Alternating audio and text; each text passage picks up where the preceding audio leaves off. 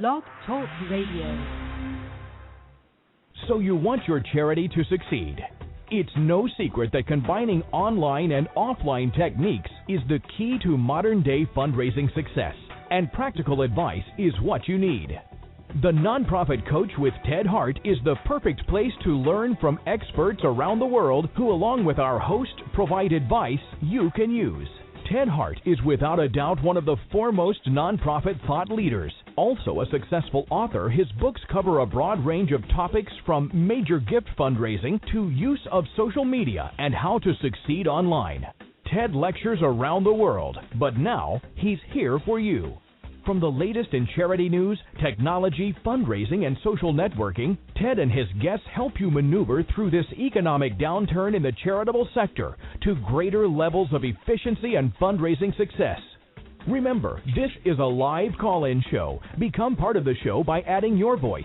Call now at 347-324-3080. After the show, you can find all our podcasts at tedhart.com. Just click on radio links. Don't forget to dial 347-324-3080.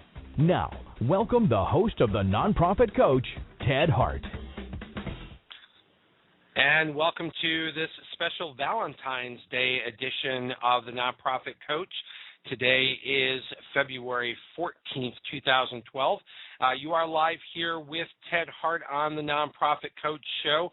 As the announcer mentioned, you can call in to 347-324-3080. You can also email us today at tedhart@tedhart.com. Now, for those of you who are familiar with the show, we normally do have a chat room open. That seems to be a bit of a technical problem today, so we're going to continue to work on that during the show. If the chat room becomes available as an option for you to be able to ask questions, we will let you know as the show progresses. So right now your options are to call in live, which of course we would love you to consider doing that today when we get to our Page 2 expert. Our Page 2 expert today is Owen Charters, coming to us live from Toronto, Canada, and he is one of this planet's foremost online fundraising experts. Those of you who are familiar with the show, we always start off with Page 1 News.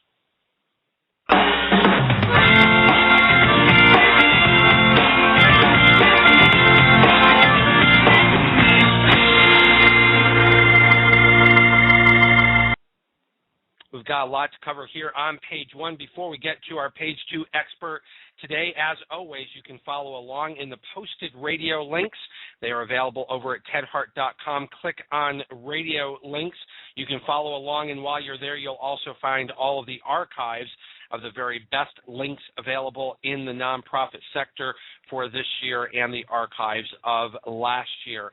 First up here in the radio links, you will find, coming to us from Advanced Solutions International, a new white paper that is available for you entitled Time to Go Mobile. Technology is moving at such a rapid pace that it's sometimes difficult to keep up, much less stay ahead of the curve. This white paper is here to help you understand the demand for mobile applications for business, government, and nonprofits alike. It's very real, and it's skyrocketing every single day. Keep in mind, here on the Nonprofit Coach, we do believe that mobile technology is important, but the basics need to be in place, so don't move to mobile until you've got the basics in place for your online and social media fundraising needs. Next up here on the Nonprofit Coach, it is always my pleasure to welcome here each month. Susan McDermott joins us from John Wiley & Sons to announce to us who the guest will be on the monthly AFP Wiley radio show. That very special edition of the Nonprofit Coach is next week, and joining us here from John Wiley & Sons is Susan McDermott. Hey, Susan, how are you? I'm pretty good, Ted. How are you? Well, Susan, what great news do you have for us for next week's show? Oh, we have a terrific set of guests next week. Next week, you're going to enjoy talking to Melanie Mathos and Chad Norman, who are the authors of 101 Social Media Tactics for Nonprofits. Melanie and Chad are both employed at Blackbaud and doing a lot of this stuff on a day-to-day basis. But basically, this book's a field guide to social media tactics for nonprofits, and it features, as the title suggests, 101 beginner to intermediate level tactics with real life examples that show nonprofits how to deploy their social media strategy and meet new objectives and get their word out. The book also features a foreword by Beth Cantor, who many of your listeners will know as an expert in this area. And I think absolutely, and Beth has been a guest on this show as well. Susan, I don't know how you do it, but each and every month you always bring us to the latest topics, and social media is such a hot topic. Thank you so much for bringing Melanie and Chad to the show. That's going to be February 21st at 12 noon Eastern on the very special edition of the Nonprofit Coach known as the AFP Wiley Radio Show. Susan McDermott, thank you for making this big announcement. Now, you mentioned that these folks are from Blackbaud, and in addition to giving the tactics, this is going to be full of real-life experience as well, isn't it? Oh, absolutely. I think your listeners are really going to enjoy it. They did a wonderful job with the book, and it's our pleasure to introduce you to Chad and Melanie. Terrific. Don't forget to join us right here next week on the Nonprofit Coach, 12 noon Eastern, February 21st, and bring all of your most important questions about social media tactics in the nonprofit sector to the AFP Wiley Radio Show. And Susan, we'll catch up with you next month. Sounds great, Ted. Take it easy. Bye-bye. Thanks for joining us today. Take care. All right, next up here on the Nonprofit Coach radio show is right here on page one. It is Valentine's Day, and so coming to us, lots of charities are looking to raise money, of course, around the holidays, Valentine's Day being one of those. I have a soft spot for our four-legged friends, and here's a special holiday Valentine's Day announcement from Global Pet Foods. Valentine's Day isn't just about candy hearts or fancy flowers. It's about giving pets in need the love they deserve. Help turn their story into a happy tale from February 1st to the 14th by donating $1 at any Global Pet Food store. Global Pet Foods and Hills Science Diet will match your donation in support of local animal shelters. We're proud to have Hills Science Diet, the leading supporter of shelters in North America, as our fundraising partner. This Valentine's, show us your heart to help pets even more. Healthy joy for pets. What a great opportunity to tie in Valentine's Day to help pets and pet shelters throughout North America. You can find that video link over at the radio links today at tedhart.com. Click on radio links. Next up here on the Nonprofit Coach, on page one news, you will find a free handbook that's available to you, coming to you from HubSpot. These are the 7 apps that will change the way you do marketing. Now, we talk a lot about applications here on the Nonprofit Coach, and in particular, this is going to help you understand things such as brainstorm ideas for fast content creation using iNote and easy sharing of large files using Dropbox. Generate more traffic to your website using StumbleUpon, and tell your story and share photos using Instagram and Pinterest. So these are just a few of the apps for social media, email, photo, and file sharing that's going to be available in this free handbook, now available to you from HubSpot.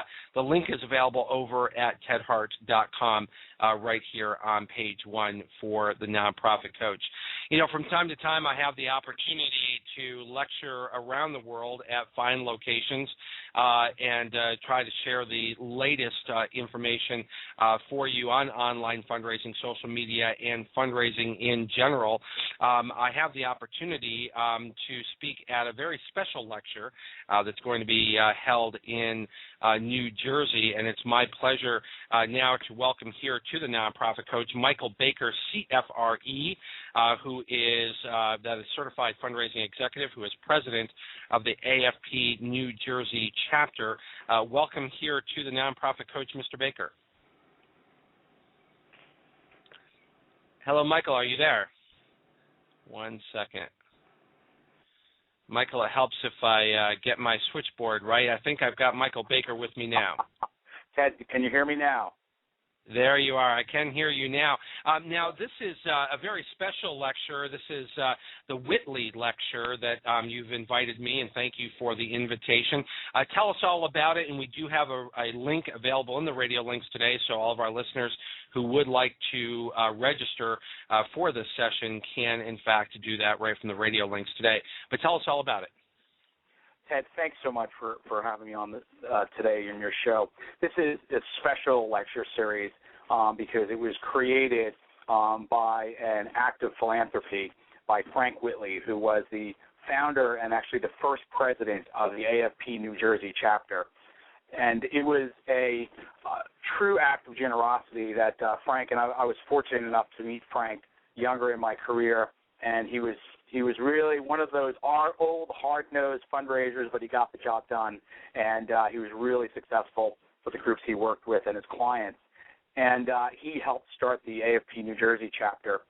He was so intent on making sure that the chapter had sustainability after he was long gone that he did one of the most noble acts that an individual can do, and he left the AFP New Jersey chapter in his estate plans and had a bequest specifically so that we would put on a lecture on an annual basis and name it the Frank Whitley Lecture. So thank you so much for coming out on March 8th. We're looking forward to having you. I've heard you speak before. I know how exciting it's going to be. I'm looking forward to seeing you and introducing you that day as well. Well, it really is a terrific opportunity for me to come out and to join in honoring the fantastic contribution of Frank Whitley, not only to the New Jersey chapter, but philanthropy throughout North America. This is at the Pines Manor in Edison, New Jersey. As you mentioned, that is on Thursday, March 8th. We certainly invite everyone from the metro area who may be able to get to Edison to make sure that they do register today. This is hosted, as you mentioned, or I mentioned, you're the president of the AFP, Association of Fundraising Professionals, New Jersey chapter. I don't want to miss the opportunity, though, to also note that in your bio, you're also a fellow Eagle Scout, and that's quite an accomplishment, and I appreciate the fact that you promote that in your bio. That's great. Thank you, Ted. It's something that I earned when I was a young man, and as you know, carries on with you throughout your life. So I appreciate that. It does. There's a particular prideful moment for me when my son joined us in the ranks of Eagle Scouts. So passing that on to the next generation, I always make note of a fellow Eagle Scout. Thank you again for the invitation. I look forward to joining you in Edison, New Jersey. And thank you, Michael Baker, CFRE, for joining us here on the Nonprofit Coach today to promote that important Whitley lecture. Ted, thanks so much. Look forward to seeing you on March 8th. You bet. I will be there, and I hope all my listeners will consider coming out to the AFP New Jersey chapter. Again, that's in Edison, New Jersey, and all the details are available at the link available on the page 1 at tedhart.com. Click on radio links. Okay, well, next up here on the Nonprofit Coach is a very important article I want to draw your attention to. I think that for a lot of nonprofit organizations, donor-advised funds continue to be a bit of a mystery, but what is important to understand is how rapidly they are growing and just how much money is coming into the donor-advised fund sector. Over in the radio links today, you will find an article from financialplanning.com letting us know that donor-advised funds have propelled the Fidelity Charitable Gift Fund to a record-breaking year. Now, celebrating 20 years of service to the nonprofit and charitable sector, Fidelity Charitable Gift Fund, which is the operator of the nation's largest donor-advised fund program, has hit a record. Contributions almost $2.9 billion contributed to Fidelity Charitable in 2011, up from $1.6 billion in 2010. Let me say that again, $2.9 billion going into Fidelity Charitable, and that is up from a bit over $1.6 billion in 2010. That is a huge rate of growth. Meanwhile, they were able to make 380,000 grants to nonprofits nationwide for a total of $1.3 billion, which was up an additional 8% from the year before. Donor-advised funds are becoming an important engine for the nonprofit sector, and certainly we are pleased to note that Fidelity is marking its 20 years of service as the nation's first national donor-advised fund. This record is notable, as Sarah Libby points out as the president of Fidelity Charitable in this particular article. Many of the contributions have come from the form of appreciated securities. Donations of appreciated securities were 71% of the total contributions to the fund, and certainly, given the fact that they were only 51% of the fund in 2010, is a big part of the growth over at Fidelity Charitable. And let's keep in mind that for all nonprofit organizations, the gifting of appreciated securities is a very important issue for all of us to promote. In this column, James explains that replacing cash gifts with gifts of appreciated securities allows clients not to have to pay capital gains tax on the gift. What's more, this can be done without changing their portfolio, since a client who likes the stock that is just given away can purchase more of it with the cash that he or she might have originally been intending to give to the charity. And that's without having the wait of 30 days, since the wash sales rules do not apply to these transactions because they only apply to losses, and these are appreciated securities being donated. So read all about it over in the radio links. Make sure that 2012 is the year that you become very familiar with the power that donor-advised funds can propel nonprofit organizations and raise additional dollars. With that, we're going to wrap up page 1 news today and rush right on over to page 2.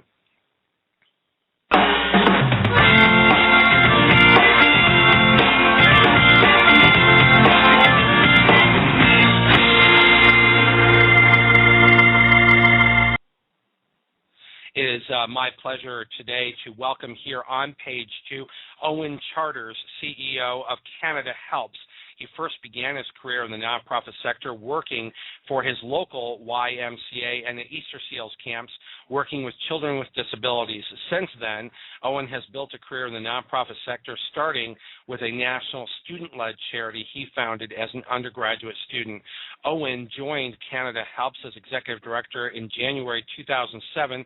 Previously, he held senior marketing and developing roles with both Muscular Dystrophy Canada and Sunnybrook Health Sciences Center Foundation in Toronto, and since 2007 has very ably helped position CanadaHelps as a powerhouse, helping charities throughout Canada raise money online. Welcome here to the Nonprofit Coach, Owen Charters. Hello, Owen. You know what? If I can just get my switchboard right, this is my second guest. Owen, I think you're live here on the Nonprofit Coach. All right, as long as you can hear me now. Thank you. I can hear you now. Good to be talking to you. Sorry about that. No problem. Yeah, great to have you here on the show. It always helps when I press the right button on the switchboard.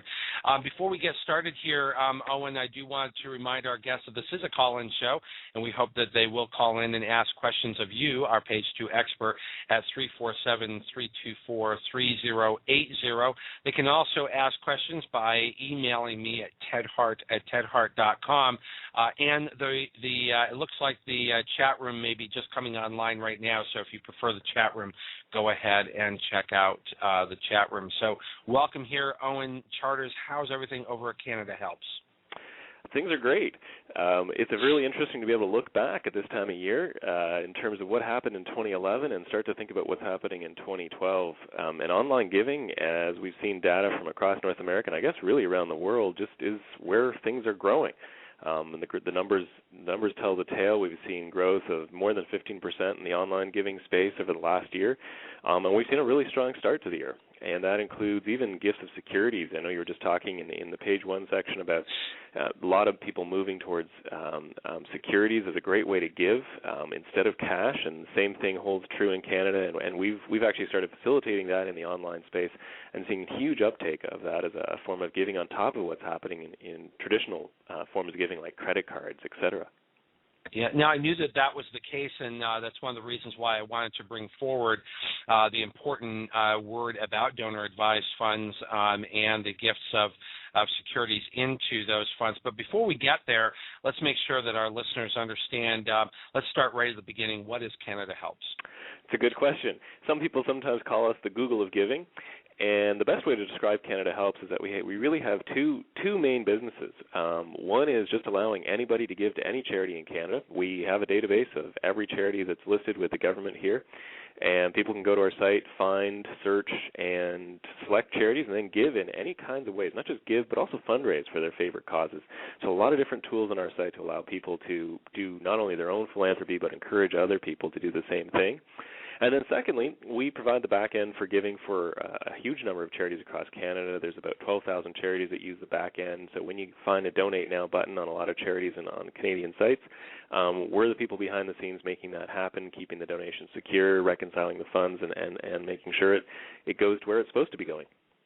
So we're a charitable foundation. And that's an important aspect. That's yes. an important aspect of what you do is bridging between a donor who wants to do good and a legitimate charity. So help us understand how Canada helps in that security of giving in Canada. Yeah, we sort of look at it sometimes as the Intel Inside brand, but in this case it's about the idea that this is a trusted, we're a charitable foundation, and we provide the trusted service to allow that connection to happen between the donor and the charity. So it's a bit of a brokerage relationship, or as you've said, a bit of a bridging relationship between donor and charity. The nice thing in the Canadian context is that it's easy to understand if a charity is a legitimate organization in terms of whether the government's given it its, the seal of approval as a legitimate charity.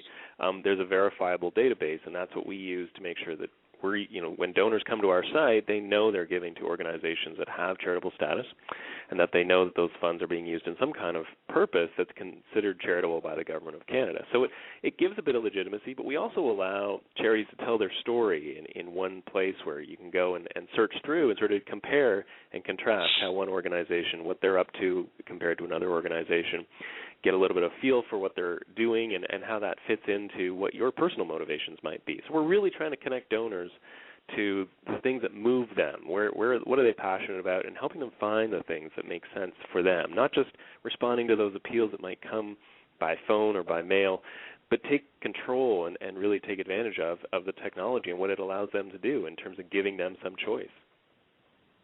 And that really is important. Now, some of the things that you offer, I want to make sure that particularly Canadian charities understand the work that you do, but give us a sense of why the importance of your work also extends beyond Canada, given the fact that I believe that since 2000, more than $200 million has been donated through CanadaHelps itself, which makes you a very important player in an overall marketplace which is growing. Absolutely, and we've actually looked. There have been organizations like us, like Network for Good, that we keep tabs on, and they keep tabs on us in terms of similar things, and also just around the world from Just Giving and others in the online space about where this is taking giving.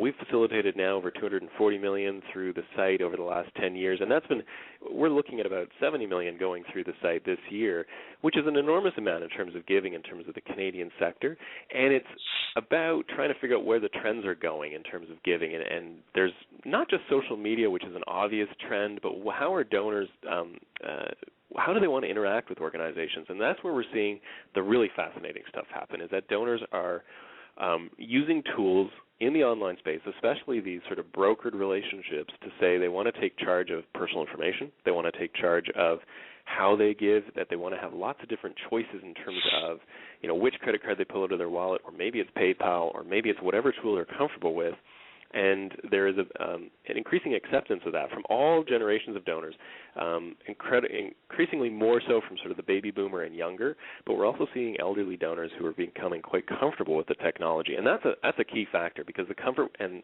knowledge level of security issues and how this works in the online space still remains one of the key factors to get donors to do more of this type of giving in an online space. And it's a good thing to be doing, because it turns out donors become more generous when they're in the online space. They really, the size of gift goes up. They're more likely to do monthly giving. All sorts of interesting behaviors that charities have always sort of been looking for donors to do. Donors do spontaneously, we've found, in the online space, because they feel that they have more control over how the transaction happens.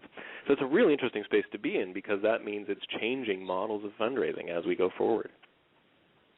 Well, and in that space, what are you seeing in terms of the diversity of giving with CanadaHelps? Because it seems to me that as we see the Internet continuing to grow as a force in philanthropy, that philanthropy is becoming much more personal as opposed to brand-oriented, and that donors are looking to give where their heart is, and they're giving to multiple organizations as opposed to necessarily having a loyalty to one brand over another. Are you seeing the diversity of giving grow within the charities that you support? We definitely are. I mean, there's always going to be the big brands that attract, they just have the marketing dollars, they've got the clout, and people gravitate there. But we are seeing that there is more and more interest in the small, and especially things that are local. People are looking for stuff that's local, but they're also, Canadians think a lot about overseas issues, very driven by foreign aid and foreign issues and foreign affairs, and so there's a lot of funding also going to organizations overseas or doing work overseas and trying to find the niche in the work that someone's doing. They're trying to, there's two pieces of that. I think the key under it is impact. People are looking for impact, whether that be local or if the work isn't local and they can't see it, they want to understand the impact the organization is having, and they think that the online space can help them find organizations with greater impact than sort of the tried, tested, and true.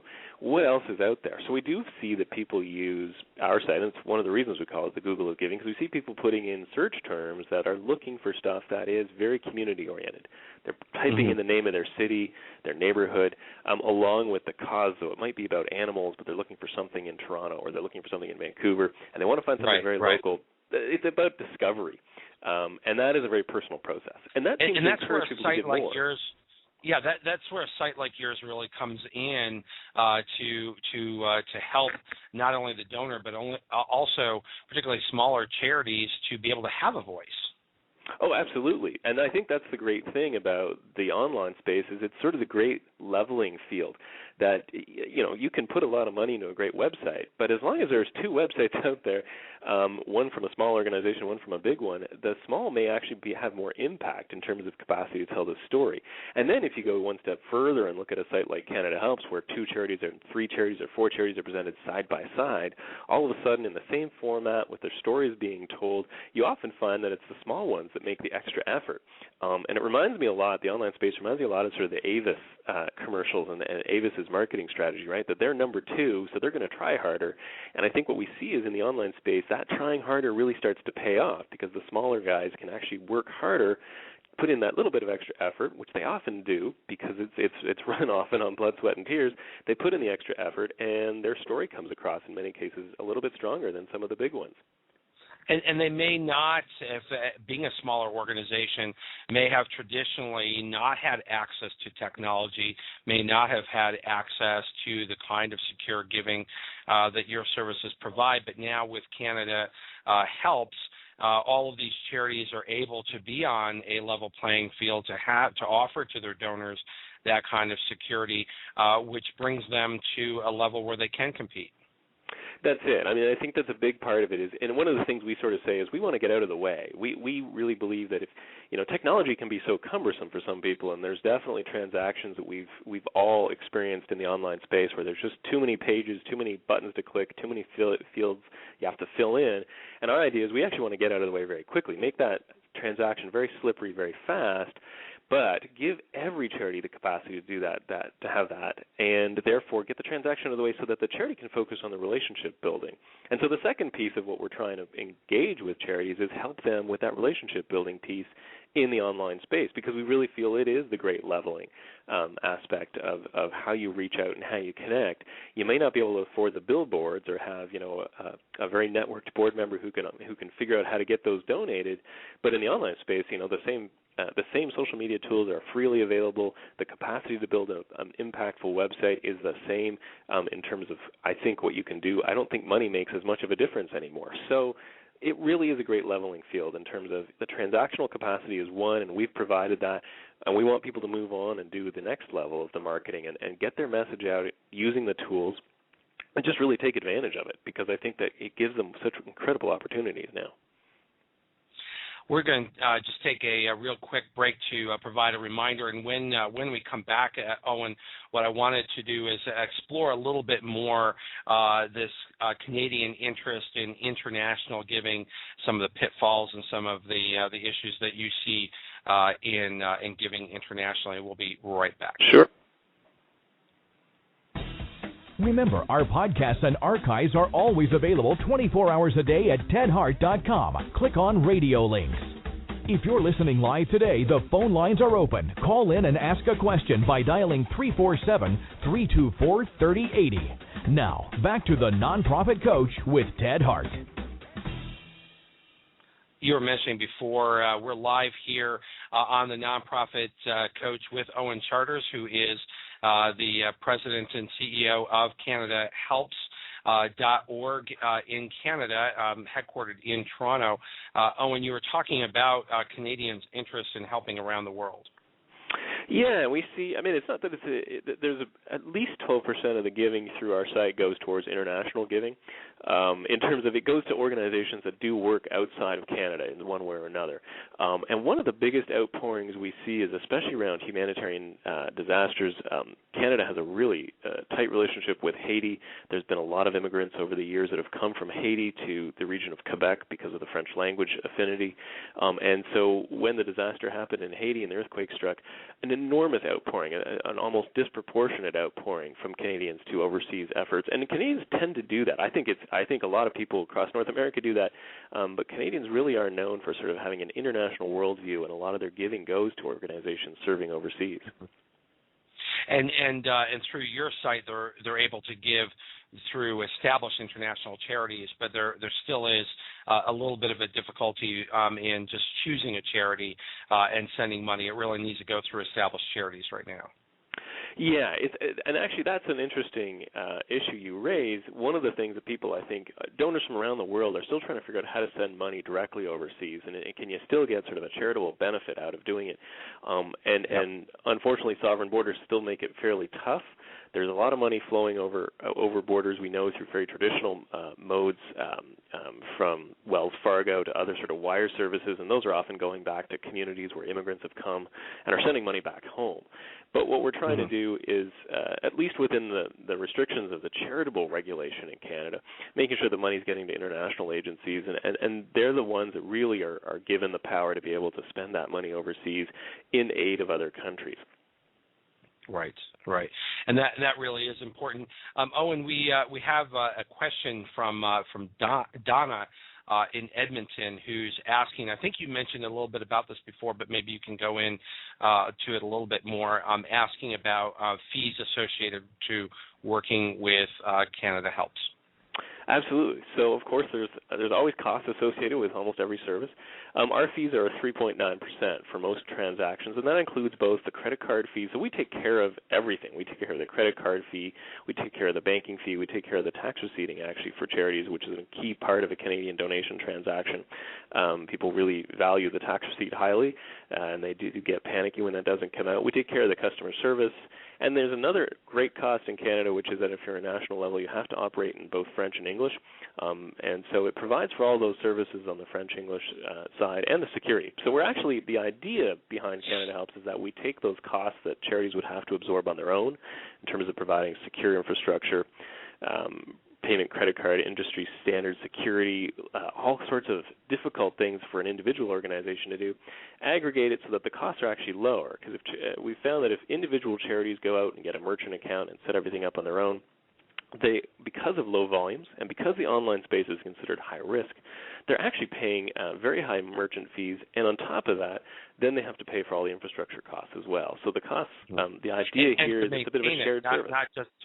Not just to pay for it and to obtain it, but also to maintain it and to know how all those services work. So that's quite a hill for most smaller charities, as you said, that may not have large volume to be able to maintain.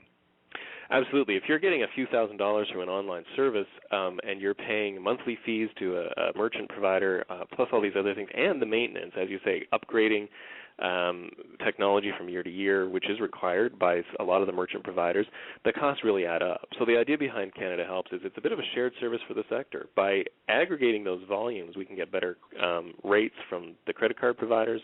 We can share the infrastructure that's needed. It's almost as if it's a software in the cloud, although we run specific data servers out of a Toronto data center to manage all of this and keep best-in-class technology operating for the charitable sector overall. Now, on your website, not just giving, but you also promote partnerships, I believe, that you have for both volunteering and in-kind giving. How is CanadaHelps involved with volunteering and in-kind gifts? Actually, we don't do a lot of that. We do sort of pass people on to a couple of different connections in terms of those types of giving, recognizing that that's some of the ways people want to give. So we do help people find those resources. The best way we've found to help people volunteer is it's clearly something that's local. And throughout Canada, there are volunteer centers in most metropolitan centers that are better at connecting and figuring out how to find people finding the right connection in terms of volunteering fit. At the outset, sort of 10 years ago, CanadaHelps thought about really doing more in the online volunteer matching and brokering space. But it's a very challenging space to do because it tends to be such a local enterprise. There's definitely some stuff that happens online, like micro-volunteering and little bits of work people can do on their computers. But most of the bulk of volunteering still happens locally. So we do pass people on. There's an organization, Volunteer Canada, that really focuses on volunteering.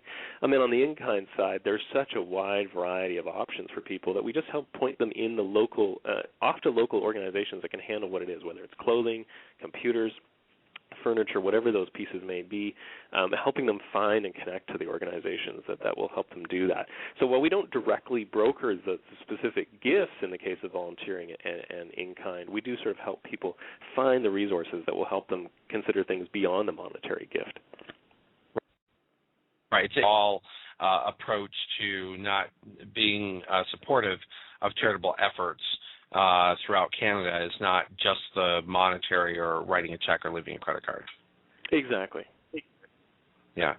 So we're going to take a quick station break here. And when we come back, I want to go back to one of the topics that you brought up. It came up in page 1 today, and that is this issue of donation of securities. You said that that's growing and that it is an area of particular expertise from CanadaHelps. So we'll be right back after the break.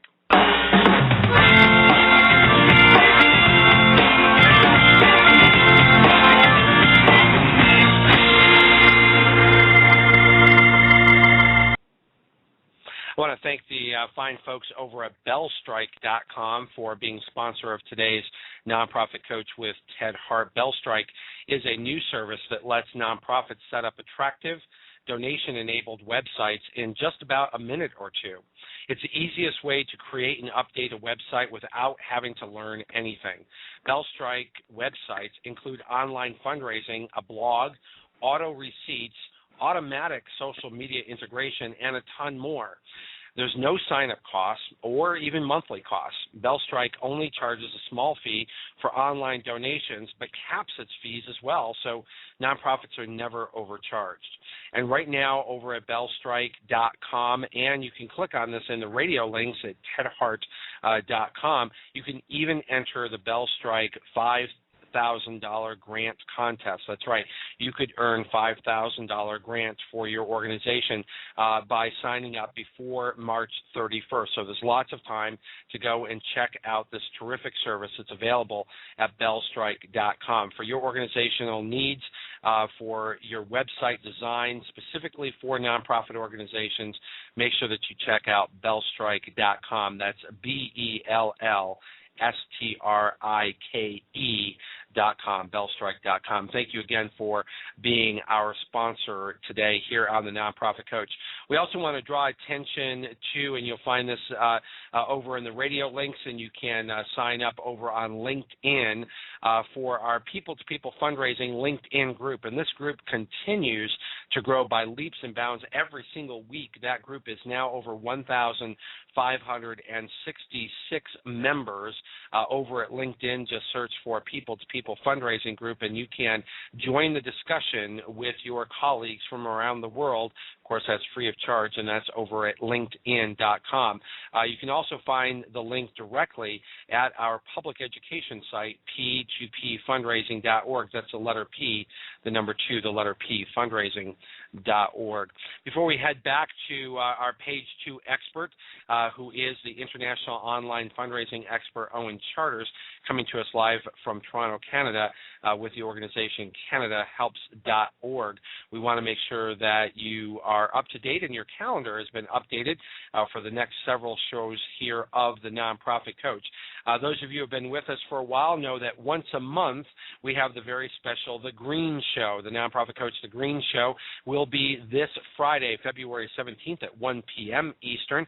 Glenn Croston will be with us to help you understand and learn about how you can green your budgets for your organization, how you can save money and make money by going green.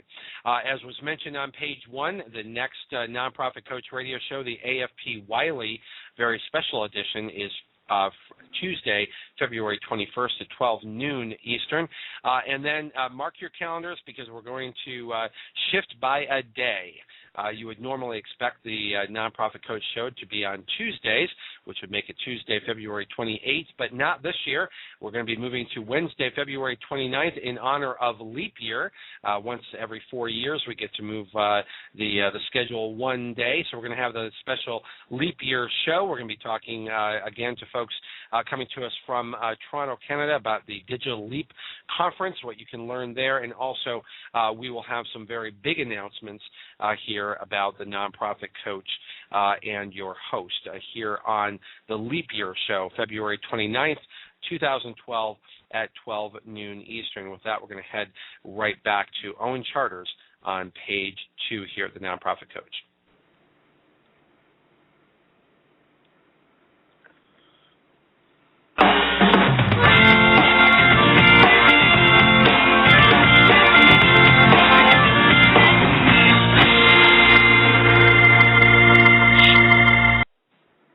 Now, Owen, I said when we came back, I wanted to get into the topic of securities, and I do, but Brian has a question for you coming in from email about charity gift cards.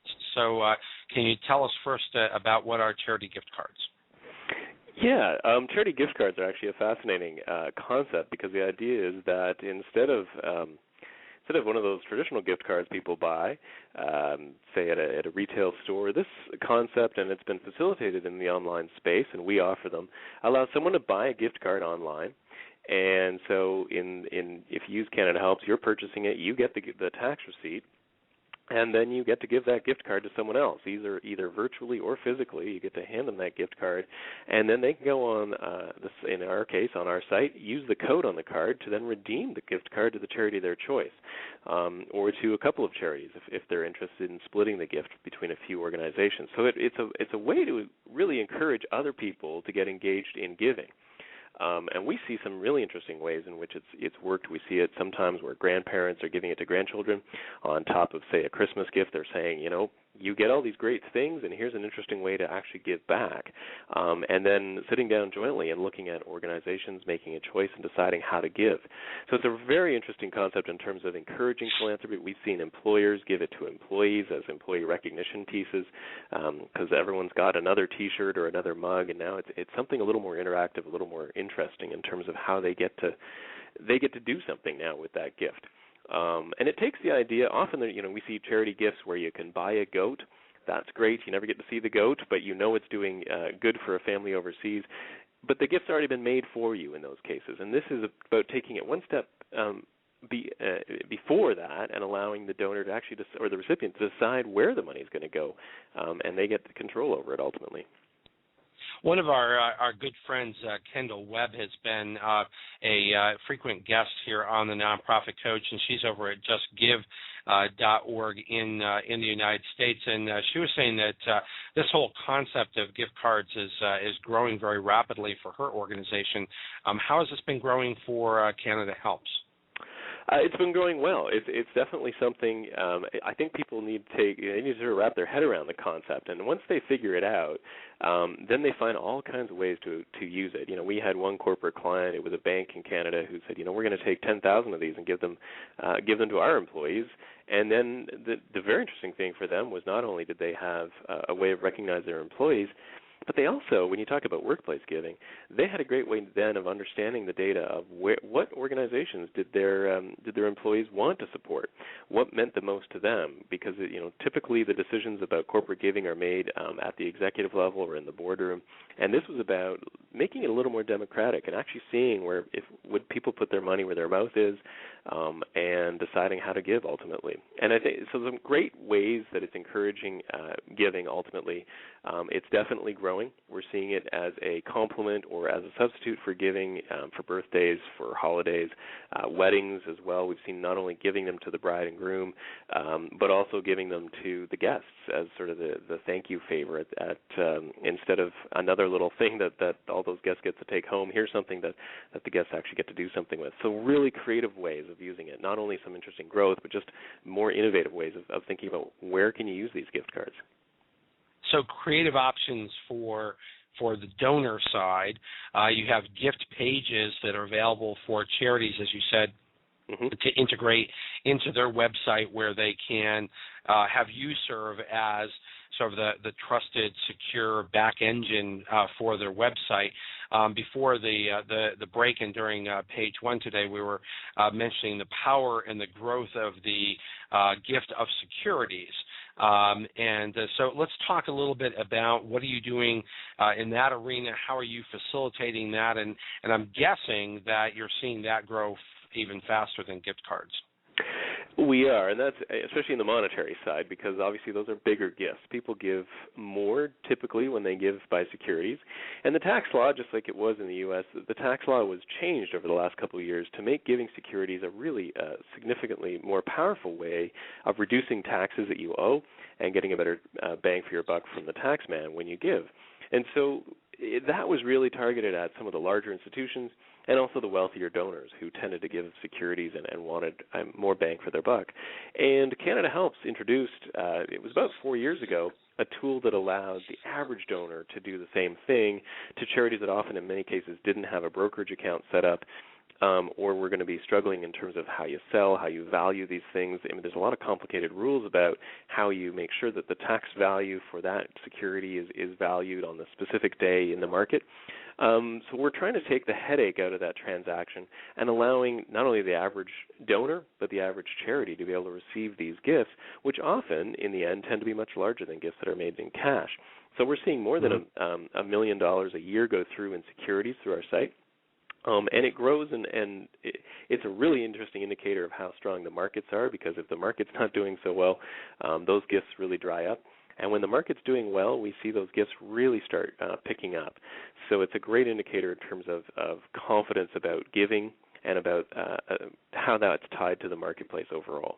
And talk a little bit more about why would that be the case? I mean, if someone's going to make a gift, why is a gift of security better, perhaps, than a gift of cash?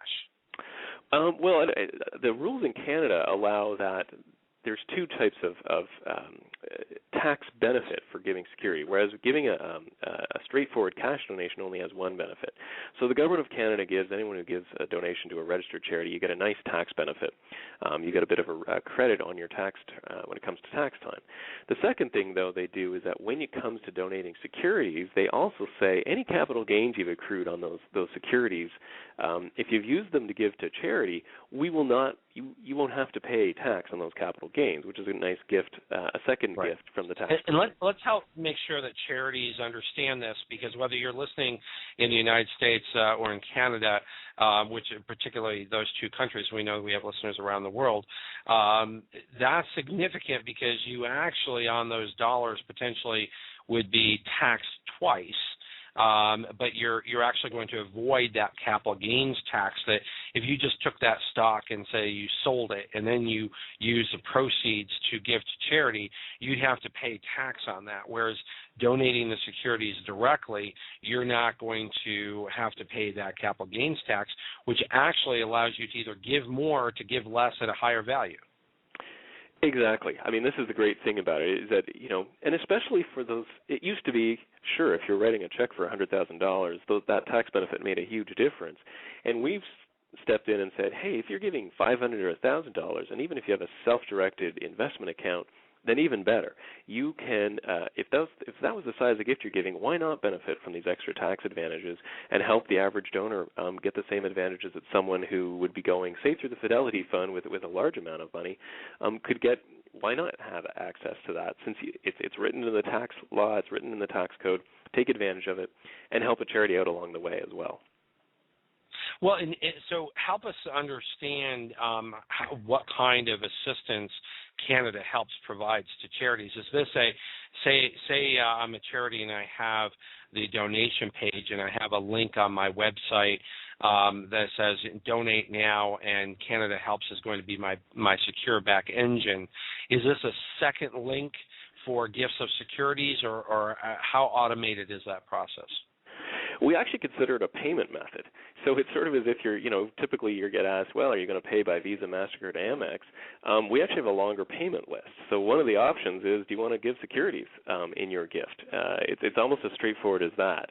The idea that it really is simply when you're looking at your options of how are you going to complete that transaction, sir, then the answer is, well, maybe one of the options that I see here is securities. Let me check that out.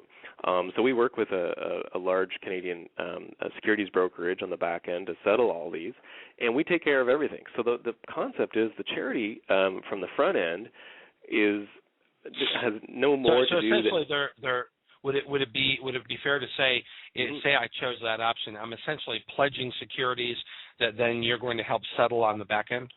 That's exactly it. And so from the charity's point of view, they're seeing, the donation made, the pledge made, and they're going to see cash settled into their account just as if it was made through a credit card. We take care of settling the pledge, settling the valuation, making sure that the securities is settled into cash and get that directly into the charity's account. So it's a very straightforward process from the point of view of the charity and increasingly easier for the donor, eliminating some of the extra fees that sometimes donors have to go through. For example, we know that people want to give to multiple charities, and that if they're doing multiple security settlements, they're incurring multiple brokerage transaction fees for each security they pledge to different charities. And we're saying aggregate all of those into one, do one transaction, your broker will charge you once from their end, and we'll make sure it settles into these 5 different charities or however many charities you've chosen. We're going to take care of all of that. So it can be cheaper for the donor, it's more straightforward for them, and from the charity's perspective, it's dead simple. That's great. That just expands the options for charities.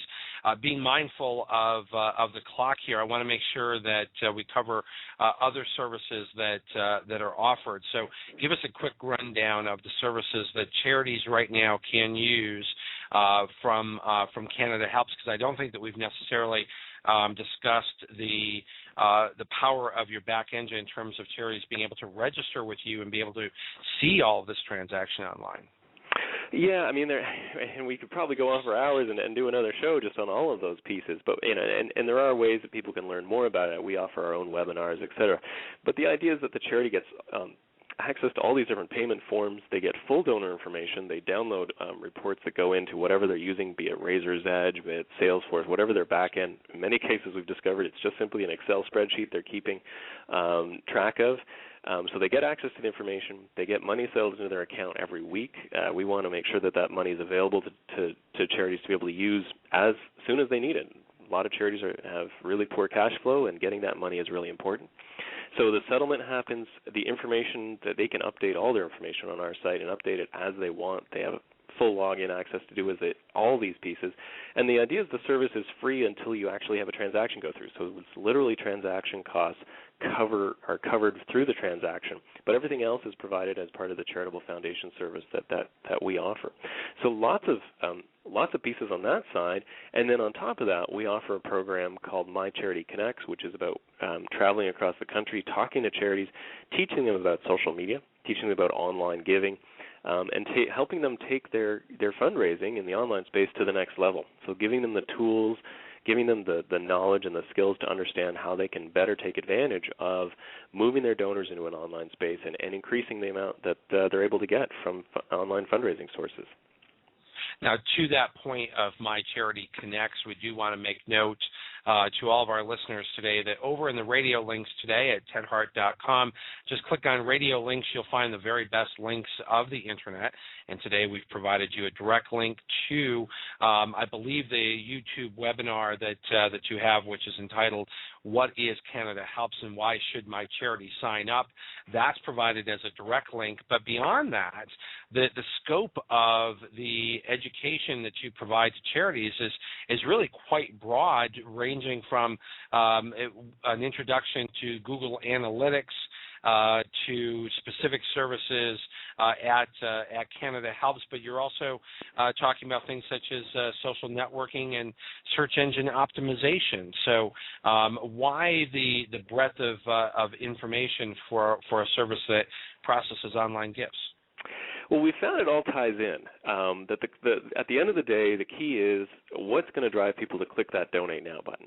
And for many organizations, we get questions as basic as, I don't have a website, where do I start? And they should be clearly listening to your show more, because there's a lot of resources that will help them in that direction if that's where they're struggling, all the way up to, well, I have a site, but I don't know how to get people to actually visit, build an engagement, and get them to connect. And we recognize that giving charities the tools to understand the social networking, giving them tools to understand how to get their site visible, those are the value adds that get them into the site and then help them tell the story and ultimately click on that button and help them raise more money. So the idea is it's all tied, and it's been the interesting thing is it's been an enormously growing program. The demand, a lot of the topics are in response to demand, but also in response to foundations and other sponsors and funders who want to help get the word out and have seen it as a great platform to help Canadian charities really understand what do you do, how do you make sense of all of these new tools that are coming at them, often at a fast pace. Google Plus has arrived on the scene, and a lot of people are still trying to figure out Facebook. So what do you do with another social network? So we're trying to help them along in terms of make sense of that. And in some cases even say, you know what, no, I'm choosing not to do that one. It doesn't make sense for us. So it's not just about getting people on all the tools. It's about helping them really develop strategy for it. There's some prioritization to that. Now, CanadaHelps is celebrating 10 years of service throughout Canada. How would you characterize that 10 years, and what's the future look like? Well, I'd have to say at the beginning it was kind of a, what is this and what's going on, and why is everyone in the online space? And I think there were real questions about what was CanadaHelps and why should people be doing online giving. And that changed rapidly, I think. By the first 5 years, CanadaHelps really became the dominant online donation provider throughout the Canadian sphere. And that's when we started looking more at these programs like My Charity Connects and what's happening in terms of understanding that space, acceptance of it, and then moving people towards, how do they leverage and increase that giving. And now we're seeing real changes that are being brought up, not just by the social networks, but by changes in medium. The idea that the Internet is everywhere. It's not just on your laptop or on the screen at your desk at home. It's wherever you are. and the idea that giving is spontaneous from not just mobile, but the idea that there are more ways to engage people more often than I think there ever have been. And where's that going to take organizations? We're trying to figure that out, help charities figure that out as well, and give them some directions to pursue, and help to give them the tools that will make that work. Increasing concerns around security, all those things are investments that we continue to make in terms of making it a better place for Canadians to trust in terms of how they're going to give. So it's really fascinating to see what's going to happen in the next little while, both as technology changes, as the Internet changes, and I think as people's perceptions and acceptance of the online space changes as well. And on your website, CanadaHelps.org, charities can sign up for your newsletter. How many charities currently receive your newsletter? I think there's about 10,000. I actually haven't seen the latest numbers in terms of the subscription. And there's two newsletters. There's actually one goes out to donors, sort of reminds them of something we call smart giving them tools and tools, tips, and tricks to be wiser about choosing a charity, making sure that they're giving to a real charity, avoiding fraud, all that kind of thing. And then on the charity side, more organizations are getting points about how to do better at their social media piece, how to integrate that Donate Now button in more of the things they're doing, including their own newsletters. And it's just been growing like crazy. That's great. Owen Charters, online fundraising expert, coming to us from Toronto, Canada, from CanadaHelps.org. Thank you for joining us today here on the Nonprofit Coach. Before we wrap up the show today, very quickly, how can our guests reach you? Well, the best way is usually by through our website is CanadaHelps.org. You can find contacts through there. My email is always open. Sometimes it takes me a while to get through the massive number of emails in the box, but it's simply Owen@CanadaHelps.org. But more than anything, just contact our staff, reach out to us. We have a team standing by, as they say, all the time, and we're happy to answer questions and help people through how they're set up a Donate Now button, how to make a gift, whatever it may be they need. Owen at CanadaHelps.org. Thank you for joining us here today. Don't forget to join us on Friday for The Green Show. We'll be right back here on Tuesday for the next Nonprofit Coach. You've been listening to the Nonprofit Coach Radio Show with Ted Hart. Tell all your friends to check out our production schedule and download our iPod and iPad-friendly podcast at tedhart.com. Thanks for listening to the Nonprofit Coach. Hola mi gente, Rosalind Sanchez here from He Said, Ella Dijo. And although I like drama in my telenovelas, when it comes to real life, I prefer a drama-free casa.